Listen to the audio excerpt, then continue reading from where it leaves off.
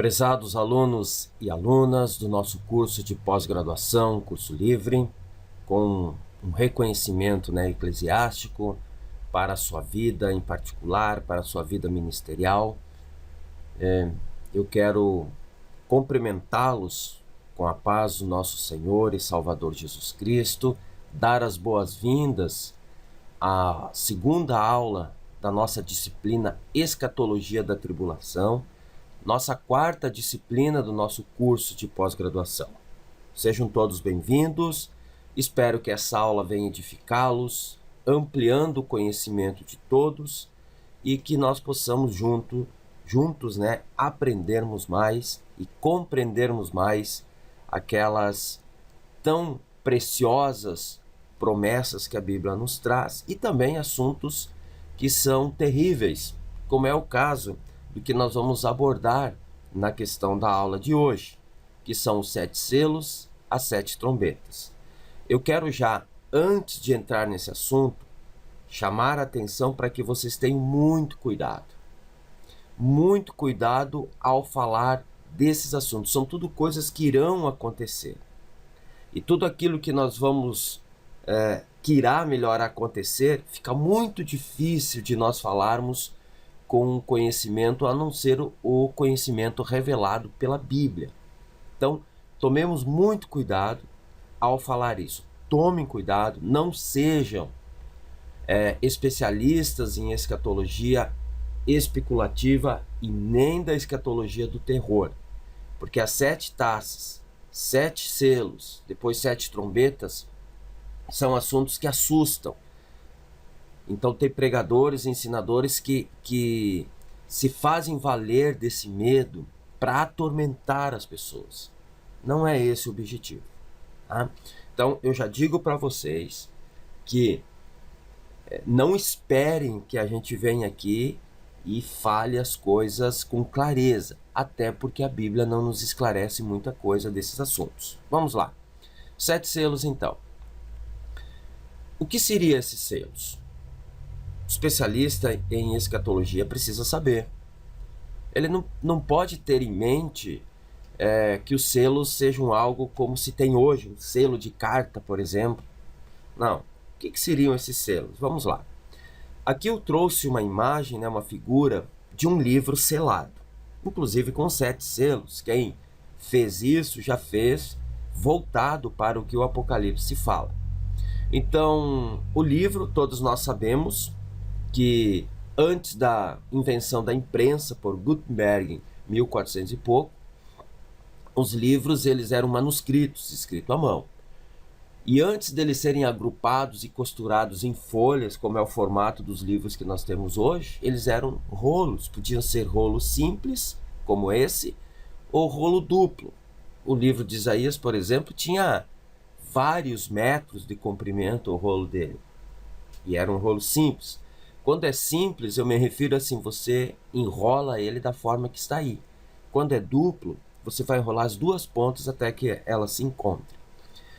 E então era passado um barbante, era colocado uma cera, que é essas bolas vermelhas, e nessa cera então era colocado um anel, um símbolo de quem selou, e somente a pessoa autorizada podia romper aquele selo para ver o conteúdo que estava lá dentro. Essa é a explicação do livro selado que João viu dos 7 selos que estava no céu. Tá? O tema sobre o livro selado, com 7 selos, inicia em Apocalipse no capítulo 5, ocupa todo o capítulo 6 e termina no capítulo 8, no versículo 1. Então é interessante que um especialista em escatologia estude esse assunto, porque olha o espaço bíblico que ele ocupa. Vamos para o primeiro selo, que diz que quando o Cordeiro, o próprio Cristo, abre aquele selo, porque não tinha ninguém habilitado a fazer isso, ninguém estava apto a abrir aquele selo. No entanto, quando João viu que deu um tumulto no céu, e perguntando quem é digno de romper o selo, quem é digno de abrir o livro selado. Até então que se apresenta o Cordeiro, que é o Cristo, ele abre os selos. E aí ele vai e abre o primeiro selo. quando ele abre o primeiro selo, diz assim a Bíblia: E havendo o cordeiro aberto um dos selos, olhei, e ouvi um dos 4 animais que dizia como em voz de trovão: Vem e vê. E olhei, e eis um cavalo branco. Até eu destaquei aqui a passagem bíblica, né? Um cavalo branco. E o que estava sentado sobre ele tinha um arco, e foi-lhe dado uma coroa, e saiu vitorioso e para vencer. Já adianto, não é a manifestação de Cristo aqui. O primeiro selo é a manifestação, é a ordem dada para que o anticristo se manifeste. Então, eu procurei muito, eu pesquisei muito para poder falar sobre esses selos. Existem alguns pensamentos, há alguns com um número pequeno de estudiosos que dizem que esse cavalo branco, este cavaleiro é Cristo. Não, não é Cristo. Outros dizem que é a plenitude do Evangelho, não tem nada a ver com isso. Nós entendemos, e a maioria dos teólogos dispensacionalistas e também alguns que não são dispensacionalistas entendem que este momento que é aberto o selo é a ordem para que o anticristo se manifeste. Então, se esse é o entendimento correto, a qual nós acreditamos ser, esse selo tem que ser aberto logo após o arrebatamento da igreja, para a corrente pré-tribulacionista que acredita que a igreja será arrebatada antes da tribulação. Então, se ele é aberto, logo no início da tribulação, o anticristo aparece. E por que não é Cristo? Primeiro, quem foi que abriu o selo? O próprio Cristo. Depois, qual é a arma que esse cavaleiro traz? Um arco. Cristo nunca é apresentado como um arco, e sim como uma espada. Né? E também a outra coisa que diz assim: e foi-lhe dado uma coroa. Foi dado, Jesus já possui essa coroa. Ele já é o Rei dos Reis, Senhor dos Senhores. Eu me detenho um pouco nesse selo, porque nós não podemos admitir que um especialista em escatologia ensine, ou pense, ou acredite que a abertura desse selo diz respeito a Jesus. Nós vamos ver que a Bíblia aponta Jesus montado em um cavalo branco, tudo no campo simbólico, claro, mas é lá para frente, lá em Apocalipse 19, lá é o Cristo revelado mesmo. Aqui não. Então eu coloco aqui a figura de um cavalo branco, um cavaleiro com um arco na mão. Agora um detalhe assim bem rústico da interpretação bíblica. Vocês não imaginem que no período da tribulação vocês vão ver o anticristo cavalgando. Não, isso é no campo simbólico. O cavalo na simbologia bíblica significa batalha. Saiu para a batalha. É o que o anticristo vai fazer. Ele vai sair para combater tudo que é favorável a Cristo e dominar a terra por aquele período que nós estamos falando. Aqui temos a ordem para que o anticristo se manifeste no mundo para dominar e reinar, visto que o cavalo é símbolo de conquista nas batalhas. Esse cavaleiro não é Cristo, pois Cristo voltará visível para implantar o milênio no final da tribulação, sendo que o registro da sua volta em glória está em Apocalipse capítulo 19, versículo 11 ao 14. Então, vocês têm que ter isso na sua mente. Vamos lá? A maioria dos expositores apocalípticos creem que o cavaleiro do cavalo branco é a manifestação do anticristo. Eu diria até assim que está até pacificado nos dias de hoje. Já está entendido que o cavaleiro é a manifestação do anticristo. Herbert Lucier diz o seguinte: não hesitamos em afirmar que o cavaleiro do cavalo branco é o anticristo, a primeira besta do capítulo 13, no caso do Apocalipse, versículo 1 ao 10. É um grande estudioso aqui. Aberto o primeiro selo, o anticristo estará autorizado a iniciar seu governo na terra, pois quem o detinha já fora tirado da terra. Quem é que detém para o anticristo não se manifestar? Vamos ler? 2 Tessalonicenses capítulo 2, versículo 6 ao 8. E agora vós sabeis o que detém, para que seu próprio tempo seja manifestado, porque já o ministério da injustiça opera. Eu digo, o mistério da injustiça opera. Somente há um que agora o retém, até que do meio seja tirado. E então será revelado o iníquo. Quem é esse que está detendo a manifestação do iníquo, ou seja, do anticristo? O Espírito Santo. Enquanto o Espírito Santo estiver aqui na terra, e quando me refiro à presença do Espírito Santo, eu me refiro também à presença da igreja aqui na terra. Porque o Espírito Santo foi enviado para estar e permanecer com a igreja. No momento que Cristo arrebata a igreja, o Espírito Santo vai junto. Então, liberando o caminho para que o anticristo se manifeste. Por isso que nós somos pré-tribulacionistas. Porque enquanto a igreja estiver na terra, significa que o Espírito Santo está na terra, e isso significa que ele impede do anticristo se manifestar. Tá? Então, aberto agora o segundo selo, cavalo vermelho, do Apocalipse, capítulo 6, versículo 3 e 4. Abriu-se então o segundo selo. E havendo aberto o segundo selo, ouviu o segundo animal dizendo, vem e vê. E saiu outro cavalo, agora um cavalo vermelho, né? E ao que estava assentado sobre ele foi dado que tirasse a paz da terra, e que se matasse uns aos outros. E foi-lhe dado uma grande espada. Então, o cavalo vermelho nada mais é do que guerra, violência, mortandade. E se diz assim, fosse tirado a paz da terra, então significa que as próprias pessoas vão se matar umas às outras. Logo no início da tribulação. Porque se o primeiro selo autoriza a manifestação do anticristo e é no início da tribulação, o segundo selo já tem que vir quase que de forma imediata. Então haverá guerras, haverá violência, e esse cavalo vermelho, então, é o simbolismo de que acontecerá muita morte naquele período. O cavaleiro aqui vem para fazer guerra, matança e tirar a paz. Vamos para o terceiro selo, cavalo preto. E havendo aberto o terceiro selo, ouvi dizer o terceiro animal, vem e vê. E olhei, e eis um cavalo preto, e o que sobre ele estava assentado tinha uma balança em sua mão.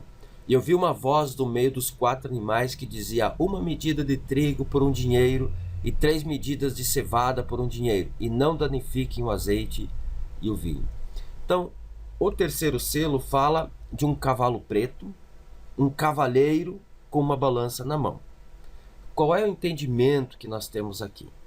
O entendimento é que no período aí da tribulação vai haver escassez de alimento. E o cavaleiro, que é uma simbolização também do anticristo, ele vai conseguir uma forma de controlar essa escassez de alimento pela balança, porque ele dá uma receita. Ele vai dizer uma medida de trigo por um dinheiro, 3 medidas de cevada por um dinheiro, ou seja, vai ser uma coisa já controlada, aonde ele vai conseguir dar um jeito de contornar essa situação, que vai aumentar a popularidade dele. É claro que aqui tem uma série de coisas, né? Não danifique o azeite e o vinho. Isso aqui também tem um simbolismo. Nós não vou entrar no assunto aqui, porque senão a nossa aula vai se alongar muito.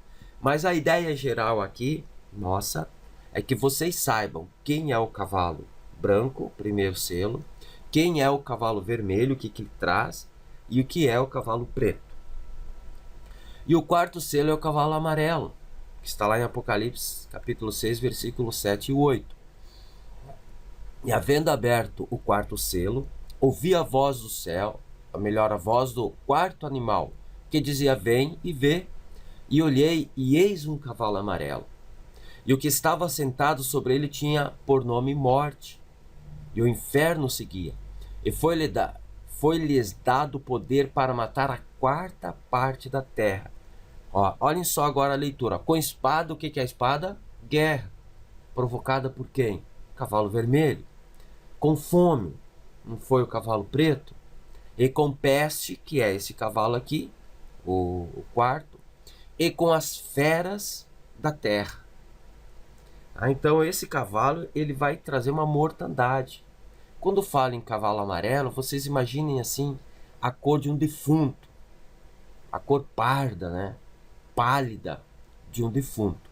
Então já logo no início, e nós acreditamos que os selos serão abertos até terminar a primeira fase da tribulação, 1/4 da população que restou após o arrebatamento da igreja morrerá.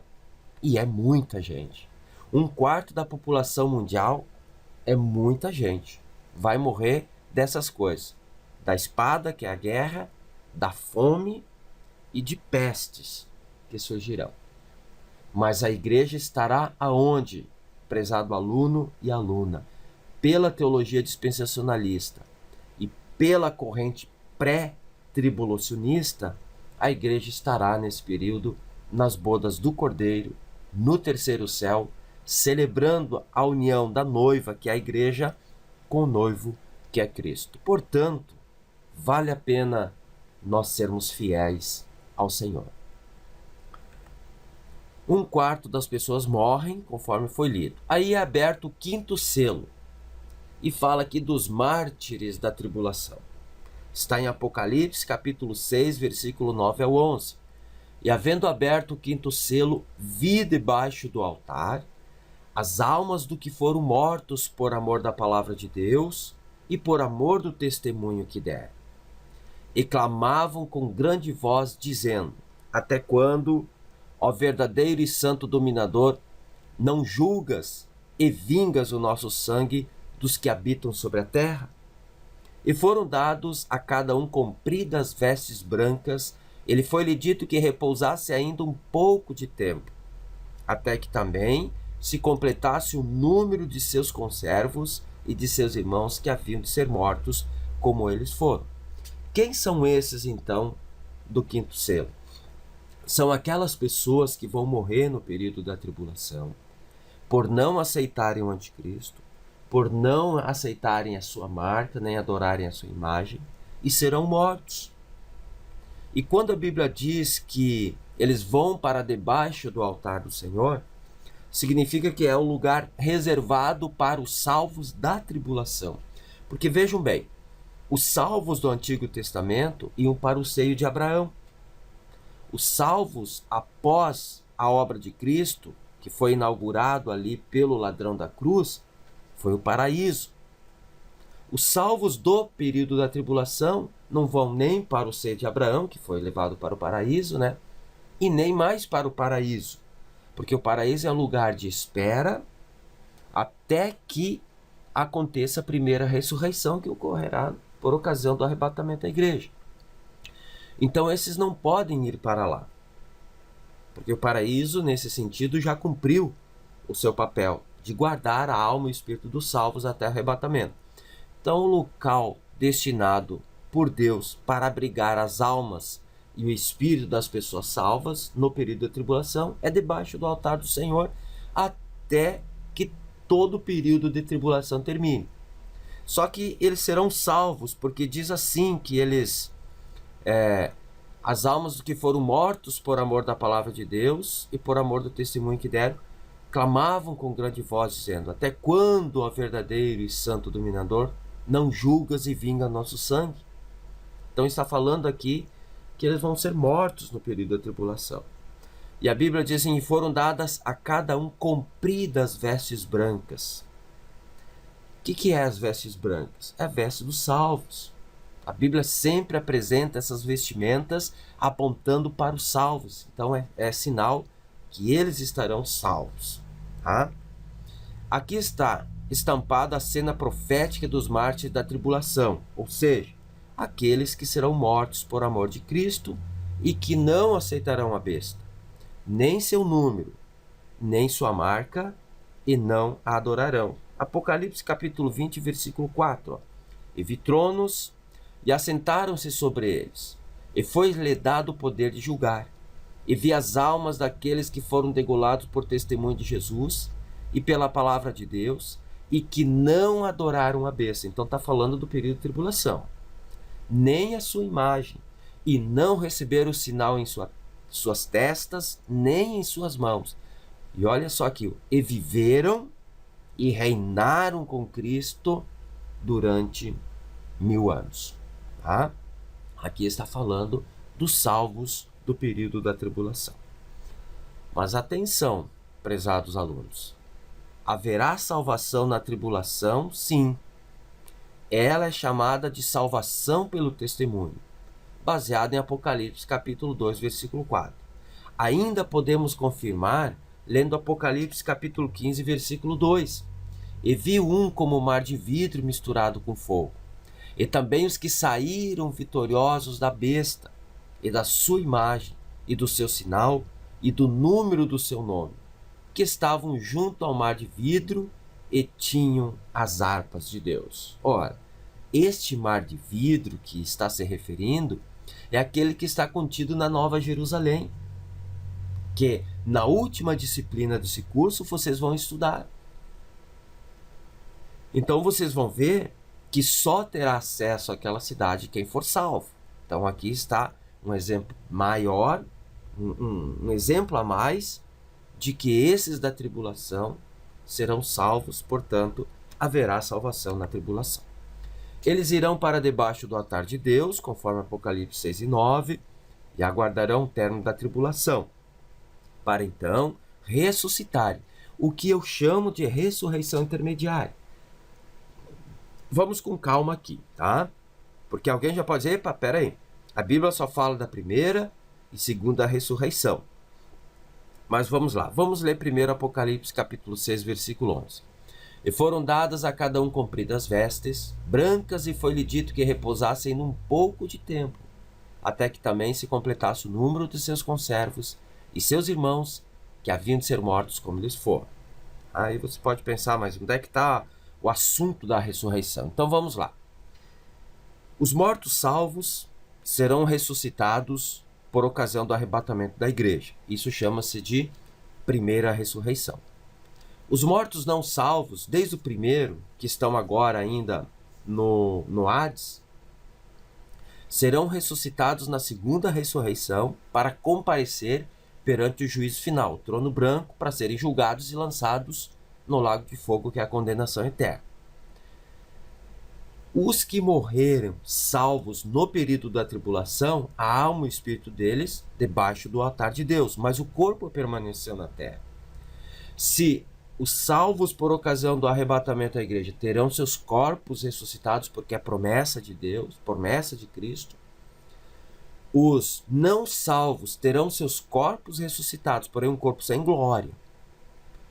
Terão seus corpos ressuscitados por ocasião do juízo final. Isso nos leva a entender, por analogia, vamos dizer assim, que os mortos do período da tribulação também terão que ressuscitar. A Bíblia fala dos rabiscos, né?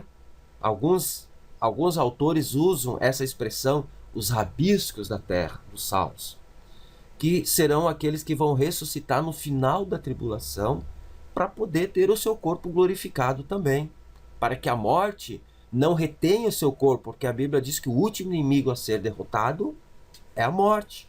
Então, só se derrota a morte com a ressurreição do corpo, ou se vence a morte sem provar a morte, como foi o caso de Enoque, Elias, e é o caso dos que serão arrebatados estando em vida.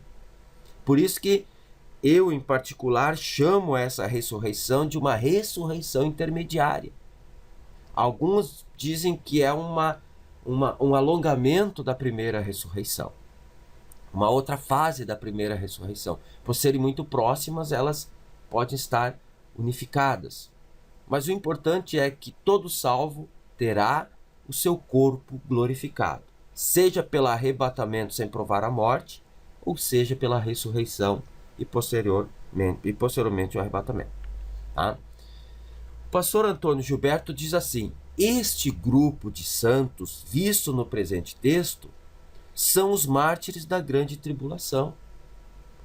Então, há esse entendimento. E aqui eu trago o nosso gráfico novamente, ó, seio de Abraão para aqueles que morreram salvos no Antigo Testamento, paraíso para aqueles que morreram salvos aí no período da igreja, e o seio de Abraão foi transferido para o paraíso quando Jesus sobe aos céus, e debaixo do altar de Deus para aqueles que morrerão salvos no período da tribulação.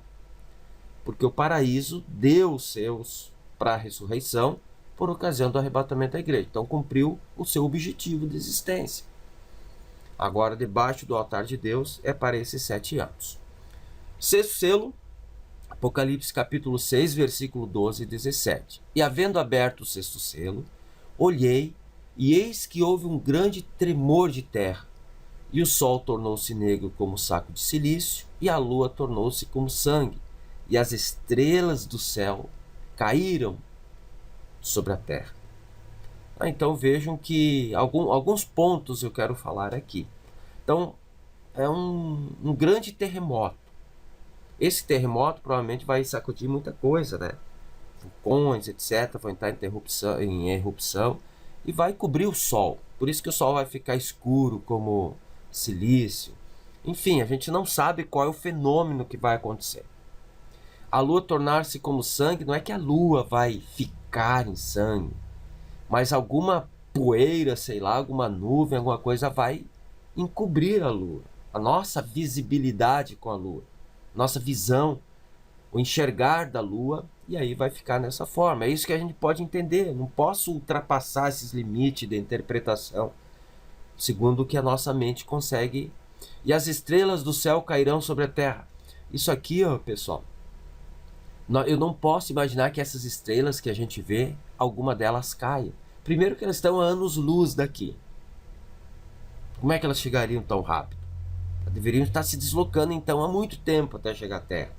E outro detalhe, que cada estrela ela é inúmeras vezes maior do que a Terra. Então, se ela bater na Terra, literalmente, como alguns pensam interpretar isso, ela vai arrebentar com tudo, destrói com tudo. E não é isso. Aí nós temos que entender que tipo de estrelas são essas. Pode ser no cenário espiritual, porque as estrelas significam anjos e significam demônios também. Mas nós não temos mais explicação para isso. E eu não posso chegar aqui e colocar algo que eu não tenho certeza. Por exemplo, eu poderia chegar a dizer para vocês: serão demônios que serão lançados à terra. E deixar isso para vocês como uma verdade, mas eu não sei se serão. Vocês entenderam qual é a diferença de uma pessoa que tem uma escatologia consciente daqueles que ficam falando as especulações? É isso que nós queremos formar. Pessoas que venham resgatar mensagens escatológicas em nossas igrejas, porém uma escatologia coerente, não especulativa e nem do terror. Vamos lá. Podemos descrever esse selo como catástrofes físicas no céu e na terra. Sol escurece, lua fica avermelhada e na terra sofre um grande terremoto. Tá? É difícil de explicar como que vai acontecer. Eu trouxe aqui uma reportagem que diz assim a manchete, ó: manhã de sábado tem terceira lua de sangue em menos de um ano. Ora, os escatológicos de plantão, os especuladores, os adeptos à escatologia da especulação saíram falando que era cumprimento das profecias. Então, se foi cumprimento das profecias, o que a igreja faz na terra ainda? Se isso que eu estou falando dos selos acontecerá após o arrebatamento da igreja, claro que eu estou trazendo a visão pré-tribulacionista. Então nós não podemos cair nesses enganos que tem por aí. Precisa analisar como um sinal? Sim, um sinal. E eu posso tomar como exemplo essa questão. Como que a lua se tornou em sangue? É só estudar esse fenômeno, que pode ser que venha a acontecer novamente dessa forma, mas com uma intensidade maior. Então aqui, cuidado com a escatologia especulativa. Chama atenção, cuidado, pessoal. Vamos lá para o sétimo selo. Apocalipse 8, versículo 1 e 2. E havendo aberto o sétimo selo, fez-se silêncio no céu quase por meia hora. Essa meia hora, será que a gente classifica como horário nosso ou como um tempo de Deus? É difícil. Eu posso chegar e interpretar literalmente de meia hora do nosso relógio. Só que nos céus, esse tempo, cromos, né? Não tem relação com as coisas do céu. Então, nós temos que ter o quê? Coerência. A resposta é: não sei se é o nosso horário ou se é um tempo determinado por Deus que é desconhecido por nós.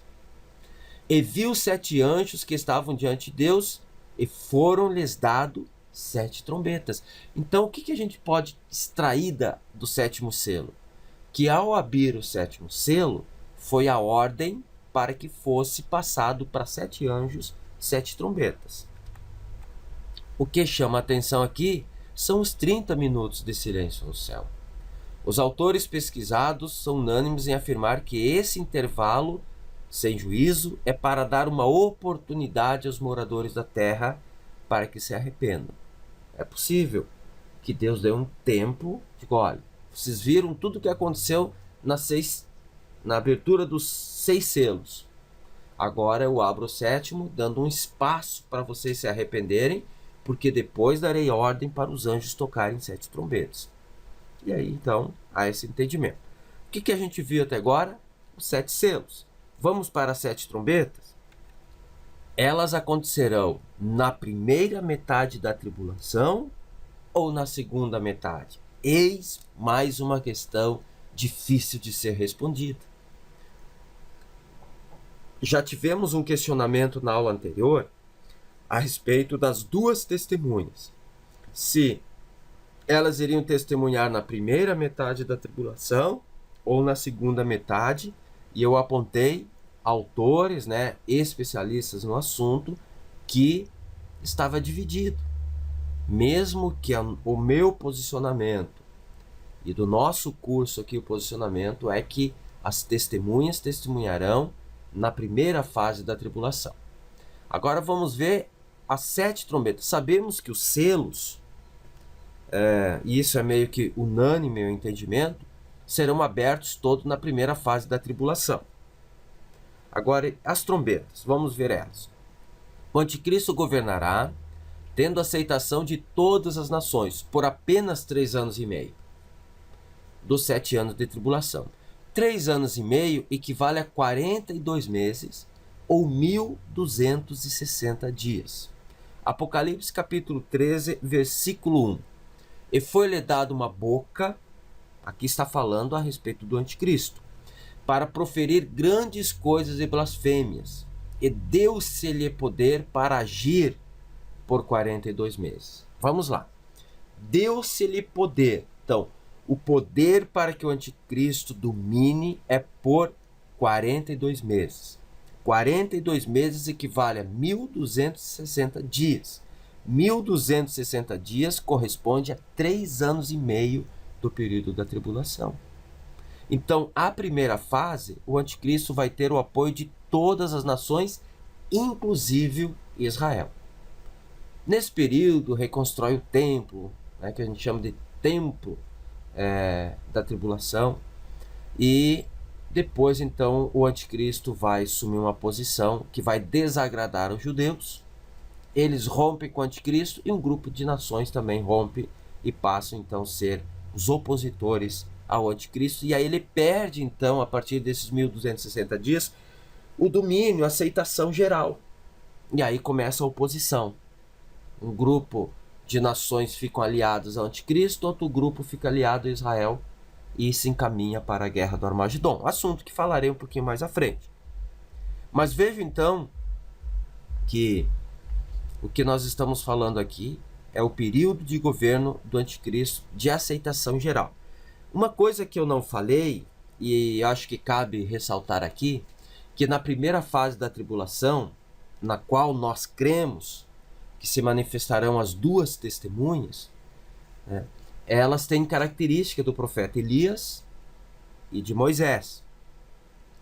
Alguém fala com toda a convicção que Elias e Moisés voltarão. Eu já tenho mais cuidado e peço que vocês tenham esse cuidado de falar. Nós não sabemos. Será que eles voltarão? A gente não sabe. Porque Deus pode levantar duas pessoas e essas pessoas terem as qualidades, as características do ministério de Moisés e Elias. Por exemplo, diz que uma dessas testemunhas vai orar e pelo tempo do seu testemunho não chove sobre a terra. Quem foi que orou? Elias orou. E por quanto tempo? 3 anos e meio. Exatamente 3 anos e meio não choveu lá na região de Israel. Essa é uma história lá do Antigo Testamento. Também diz que uma delas tem poder para fazer cair fogo do céu. Quem é o profeta do fogo? Elias. Quando ele enfrenta os profetas de Baal, desce fogo do céu. Quando vão prender ele, e ele estava em cima de uma pedra, por duas guarnições do rei foram queimadas por fogo que ele pediu e desceu do céu. Então ele é conhecido como profeta do fogo. E a outra testemunha diz que pode transformar água em sangue. Quem é? Moisés. E também trazer pragas. Só que nós vamos dizer que Moisés e Elias vão voltar no período da tribulação, mesmo que eles apareceram lá no monte da transfiguração com Jesus. É uma coisa que nós precisamos ter muito cuidado ao falar. Seria muito cômodo eu chegar aqui e dizer para vocês, Moisés e Elias vão voltar. Porque um tem característica de Elias, Elias não morreu. Outro tem característica de Moisés, e aí Moisés morreu. Mas se Moisés morreu, por que ele apareceu no monte da transfiguração? E a Bíblia diz que é dado o direito ao homem de morrer uma só vez e depois vir o juízo. Então, tomemos cuidado ao citar isso, tá? Eu faço esse acréscimo da aula anterior porque creio eu que eu não comentei com vocês lá. Então, esses 3 anos e meio equivalem à metade da tribulação, onde o anticristo, então, ele terá o apoio de todas as nações. Período também destinado para o ministério das duas testemunhas. Apocalipse capítulo 11, versículo 3. E darei poder às minhas duas testemunhas, e profetizarão por 1260 dias vestidas de saco. Tá? Eu sempre quero lembrar a vocês que a videoaula ela é um complemento do caderno de conteúdos. Vocês devem estudar primeiro o caderno e depois assistir a videoaula e, se der, estudar o caderno de novo. Então, algumas coisas que eu não cito na aula, mas está escrito no caderno de conteúdos, tá? As 7 trombetas serão o juízo de Deus sobre a terra, virão depois os 7 selos e antes das 7 taças. Isso está claro, eu posso afirmar com certeza aí, essa sequência, tá? E estão destinadas para o período da tribulação. Se na primeira metade ou na segunda, aí nós não sabemos ao certo. Vocês veem qual que é a diferença? Eu posso afirmar com certeza, ó. Primeiro é aberto selos, depois é tocado as trombetas e depois é derramado as taças. Esses 3 elementos, vamos dizer assim, estarão dentro do período da tribulação. Isso eu afirmo com certeza. Agora, eu já não posso afirmar com certeza, por exemplo, qual é das fases da tribulação que cada um desses eventos acontecerá, porque a Bíblia não deixa claro. Primeira trombeta. E o primeiro anjo tocou a sua trombeta e houve saraiva e fogo misturado com sangue, e foram lançados na terra, que foi queimada a sua terça parte. Queimou-se a terça parte das árvores, toda a erva verde foi queimada. Então, olha, isso é pedra, saraiva é pedra, é misturada com fogo, caiu sobre a terra e a terça parte foi queimada. Nós já temos um exemplo disso lá no Antigo Testamento. Quando o povo de Israel, né, os hebreus no caso, estavam no Egito, Deus enviou uma das pragas, né, que caiu pedras e matou animais, plantação, mas não pegava ao povo hebreu que estava lá em Cósimo. Já temos um exemplo claro de pequena proporção. 1/3 da vegetação da terra será destruída por pedra e fogo. No Antigo Testamento, temos o exemplo de pedras e fogo destruíram plantações em Êxodo, capítulo 9, versículo 13 e 35. O que é isso? É um pequeno exemplo, tá? Mas, para nós, fica aquilo que Paulo disse, que tudo que dantes foi escrito, para o nosso ensino, foi escrito. O pastor Valdemar Paixão, especialista em escatologia, ele diz o seguinte: o nosso planeta tem aproximadamente 149 milhões de quilômetros quadrados de área imersas, fora a água, tá? A terça parte queimada significa uma área equivalente à soma da superfície da Oceania com o continente asiático. Você tem noção do que é isso? Ou da África com a América do Sul. É muita coisa. Ou ainda a América do Norte com a Antártida e a Europa. Agora, vamos interpretar isso de forma literal? Eu creio que sim. Por quê? Por que é chamado de tribulação? Porque é eventos que nunca aconteceram nas proporções que vão acontecer. Mas eu repito, a igreja, aquele que crê no pré-tribulacionismo, não passará por essas aflições. Imagine a aflição da terra. Aí vai faltar comida, pessoas morrerão, animais morrerão, plantações serão devastadas. 1/3 do planeta. Imagine a aflição. Mas se você for fiel, se eu for fiel ao Senhor, nós estaremos nas bodas do Cordeiro, enquanto aqui na terra estará esse caos. Segunda trombeta. E o segundo anjo tocou a trombeta, e foi lançado no mar uma coisa como um grande monte ardendo em fogo, e tornou-se em sangue a terça parte do mar, e morreu a terça parte das criaturas que tinham vida no mar, e perdeu-se a terça parte das embarcações. Então o segundo anjo toca a trombeta e algo cai no mar, e torna tudo como sangue. Paixão sugere que pode ser um meteorito. Então olhem as ideias que tem. Paixão é o pastor Valdemar Paixão.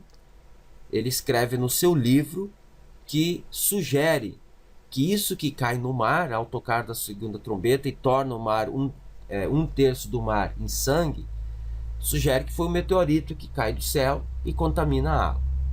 Orton opina que pode ser um asteroide vindo do espaço.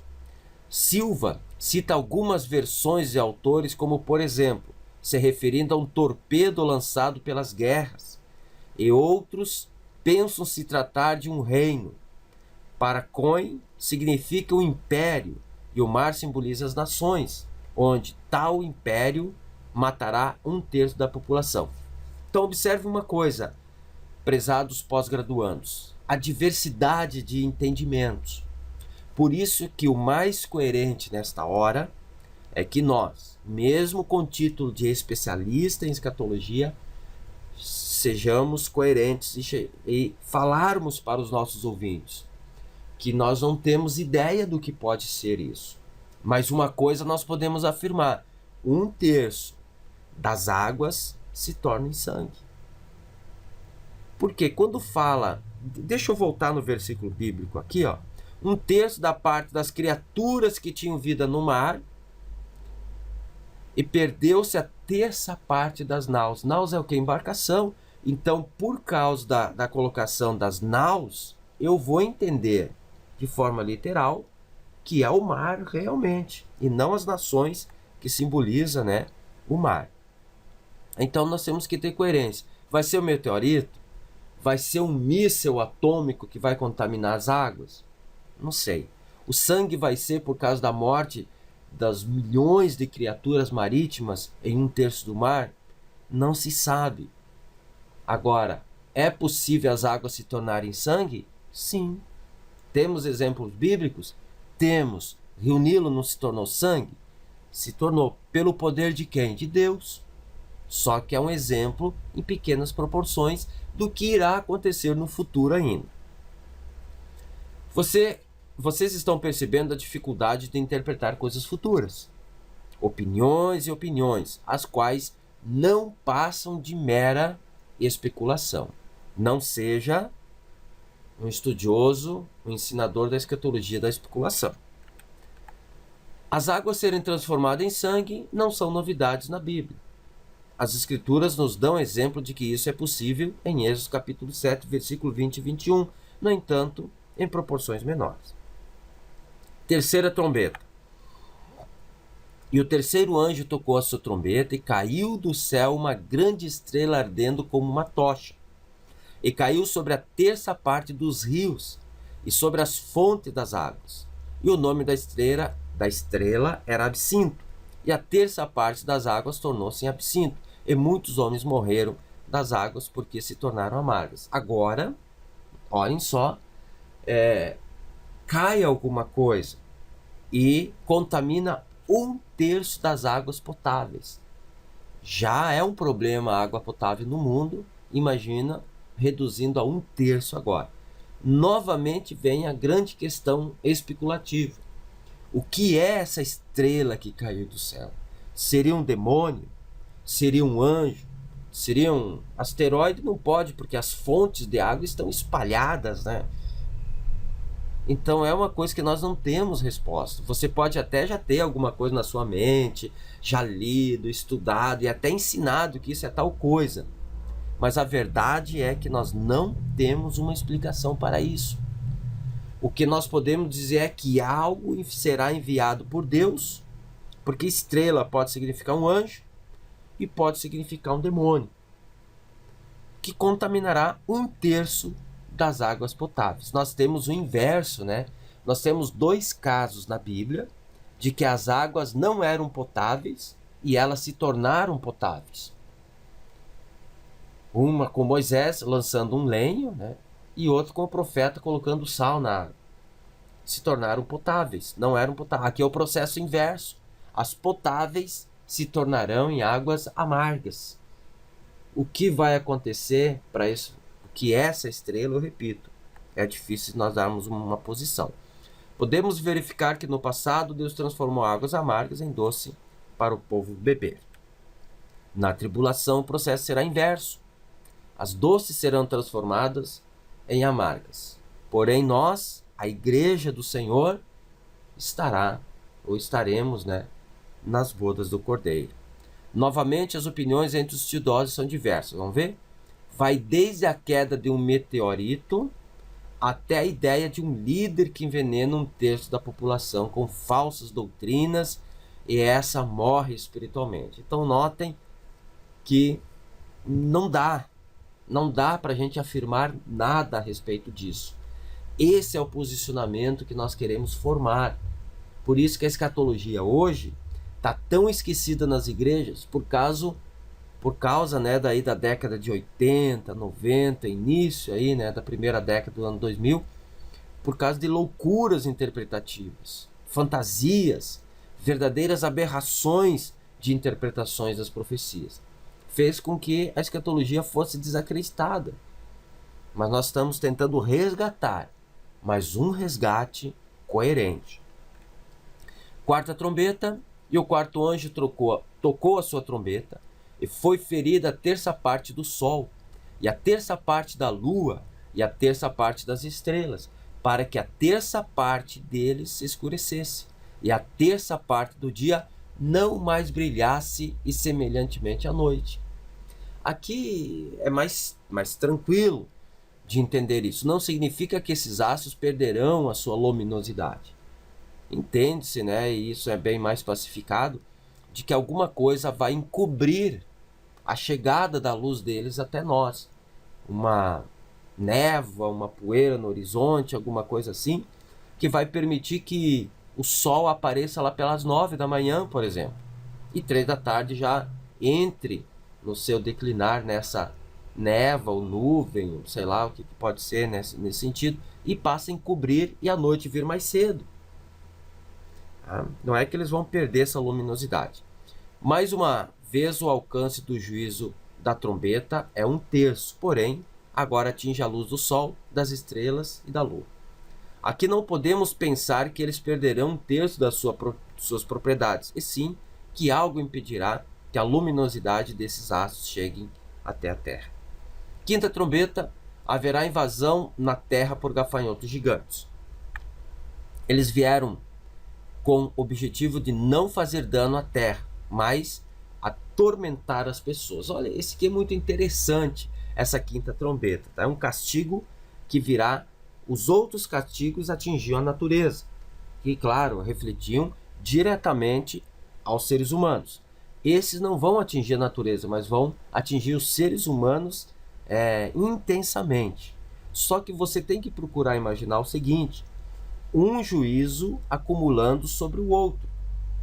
Só para ter uma ideia, quando surgir aqui o que a gente fala de gafanhotos gigantes, o dia continua com um terço escuro. As águas continuam cor de sangue lá no mar. As águas potáveis continuam amargas. Então, um juízo não invalida o outro. Eles permanecem durante todo o período da tribulação. Mas a igreja, os salvos, estarão nas bodas do Cordeiro. Olha a diferença de quem serve e de quem não serve ao Senhor. Tá? O tormento será insuportável, porém, os que tentarem tirar a vida não conseguirão. Stanley Orton, grande teólogo e escritor, ele diz o seguinte: gafanhotos comuns destruiriam a vegetação, plantas verdes, lavouras e árvores. Mas a esses gafanhotos é ordenado especificamente a que não danifiquem a flora.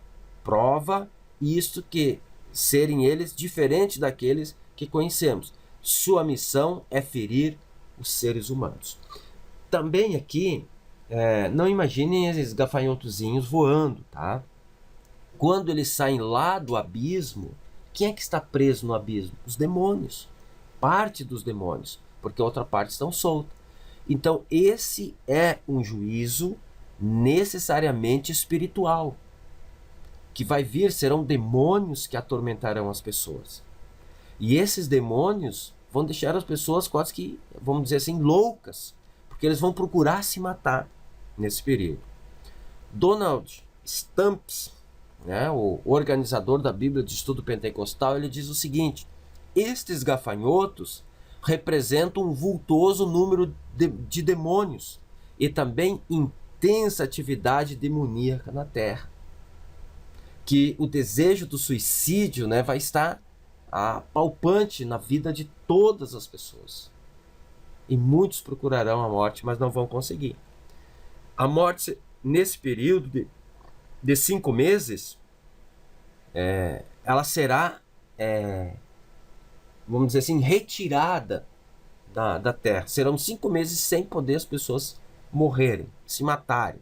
Tá? John MacArthur, o escritor da Bíblia de Estudo MacArthur, ele diz o seguinte: os atormentados não encontrarão alívio, nem mesmo as suas inimagináveis tentativas de pôr fim à sua miséria por meio de suicídio terão sucesso.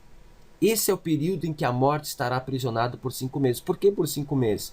Porque é o período de vida de um gafanhoto natural. Mas os gafanhotos aqui se referem a demônios que virão. Então não tem como matar um demônio. E a morte aprisionada, as próprias pessoas também não conseguirão tirar a sua vida. Aí vocês imaginem, pessoa cortando o pescoço, pessoa se jogando embaixo de caminhões, de cima de prédios, se arrebentando todo, mas permanecendo ali, agonizando com vida. Porque é chamado do que esse período? Tribulação, prezados alunos. É algo inexplicável que vai acontecer. Já Valdemar Paixão, no seu livro, ele diz o seguinte: serão milhares de pessoas procurando a morte, sem que esta atenda ao desespero humano. Homens sem cabeça, mas ainda vivos, pessoas esfarceladas, mas não conseguem morrer. Imagina a aflição que vai ser? Pois é, por isso que a Bíblia diz que nunca houve tamanha aflição como vai acontecer nesse período. Vamos para a sexta trombeta então. Essa trombeta trará juízo que matará 1/3 da população. Vocês veem que um dos selos mata 1/4. Depois vocês veem que pessoas vão morrer por causa das águas. Depois vocês veem que pessoas vão morrer por causa dos gafanhotos, do tormento desses demônios. Quando a morte for liberada, depois de 5 meses, muitos estarão mortos daí. E agora, com a sexta trombeta, diz que 1/3 da população, ou seja, dos restantes que ficaram após o arrebatamento, após a morte de 1/4, após tudo isso que eu vim relatando, ainda Agora, ao tocar da sexta trombeta, 1/3 da população morre. Lembrando que a cada selo e trombetas, menos população vai ficando sobre a terra. Numa visão que há de estudos, aqui se findaria a primeira parte da tribulação. Em uma visão, há aqueles que pensam que os 7 selos e as 7 trombetas, elas se findarão na primeira parte da tribulação. É uma linha de pensamento. Não podemos afirmar isso com certeza. A partir daqui, Israel rompe com o anticristo. E mais 3 grupos de nações. Completam-se os 1260 dias de governo do anticristo, sendo que agora, para se manter no poder, a besta intensificará suas perseguições e Deus enviará os castigos maiores, as 7 taças da ira de Deus, ou 7 castiçais. Essa é uma linha de pensamento, tá? Nós vamos ficar com ela, mas lembrando que é um pouco difícil de nós afirmarmos isso como sendo a linha correta. Eu diria que é a mais coerente, mas não dá para afirmar que de fato é dessa forma. David Shu, ele diz o seguinte: nessa segunda parte da tribulação, o anticristo terá uma luta de vida ou morte com os judeus. Durante os primeiros 3 anos e meio, ele estava em paz com eles. Ele os ajudou até a construir o templo para eles. Viu só? O templo vai ser reconstruído. O anticristo, vai dar um jeito de reconstruir esse templo, só que na metade da tribulação, o anticristo vai querer ser ele adorado como Deus. E isso vai romper, porque os judeus só adoram a Jeová. E o Messias que os judeus esperam nunca foi um Messias espiritual, foi um Messias terreno. Por isso que eles não aceitaram Jesus. E o anticristo, então, eles vão aceitar ele como Messias, mas o Messias não é para ser adorado. Jeová é para ser adorado. No momento que ele entra no templo e exige adoração, os judeus rompem com ele. E mais 3 grupos de nações romperão com eles, que serão chamados a partir daí então de nações ovelhas, que combaterão na guerra do Armagedão com Israel. Tá? Isso será falado um pouquinho mais à frente para vocês. Aqui nós temos então o nosso gráfico, segundo tempo. Na primeira metade surge o anticristo, surge o falso profeta, surge o número da besta, 2 testemunhas, são abertos 7 selos, tocadas 7 trombetas, em uma linha de pensamento. Tá? Tem uma outra linha de pensamento que coloca 3 trombetas na primeira metade da tribulação e 3 trombetas na segunda metade. Então fica difícil a gente dizer.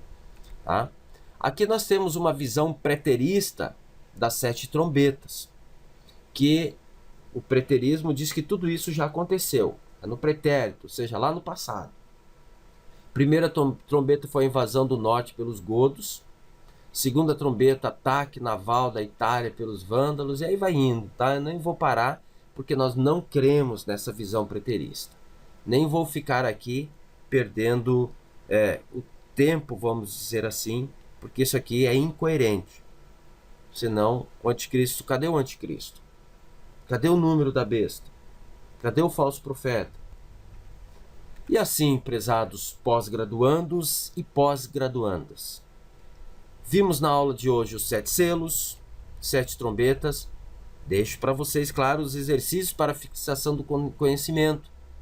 Façam essas atividades que está lá no caderno e eu me despeço de vocês, desejando que a graça do nosso Senhor Jesus Cristo, o amor de Deus, a comunhão do Espírito Santo esteja com todos os nossos prezados alunos e alunas. E até a próxima aula, se Jesus não vir buscar a sua igreja.